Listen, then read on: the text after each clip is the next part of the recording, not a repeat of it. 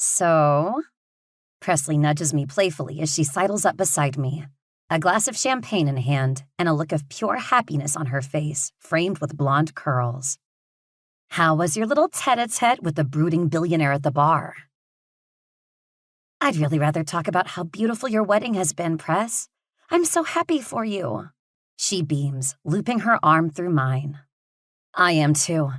Can you believe Carson pulled all this off?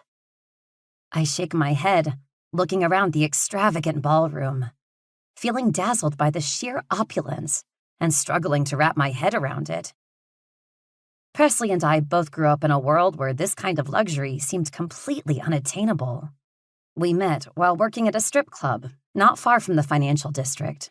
She was the coat check girl, while I was still trying to prove myself as a curvier-than-normal dancer as a way to help me pay for school. We hit it off, got an apartment together when my life kind of fell apart. And because she was my rock when I really needed someone, we became closer than two unrelated people could be. We often dreamed of a life outside the world we felt stuck in, but it always felt so far away. Then Presley ran smack bam into a billionaire venture capitalist one night on her way to work, and he asked her to be his fake girlfriend for the night, and the rest, as they say, is history. Their courtship was an absolute whirlwind, and I'm stunned they were only engaged for 3 months before this day. Their whole story is wild, but it led us right here, to the fanciest wedding reception either of us has ever seen. And it's hers. Part of me feels a pang of sadness, knowing things will never be the same between me and my bestie again.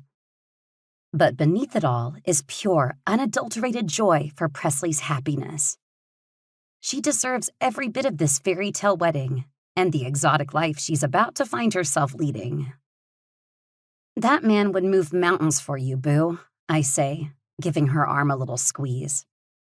Presley giggles, her cheeks flushing with pleasure. I know, right? I still can't believe he's mine. She takes another sip of her champagne, her eyes sparkling with excitement. But enough about me, Mia. What about you? I'm dying to know what you and Brody were talking about at the bar. I let out a sigh. There honestly wasn't a lot of talking. It was more of a situation where I talked and he grunted. He does come across as a little brash in the beginning, but he does have the kindest heart. I really think you two would get along great if you took some time to get to know one another. You did see the way he looked at you before the wedding, didn't you? You know, I thought there was interest in that moment, but now, I don't know. Maybe he thinks I'm just a kid. A kid? Presley quirks a brow. You're a devastatingly gorgeous 24-year-old woman. And age gaps are hot. Look at Carson and me.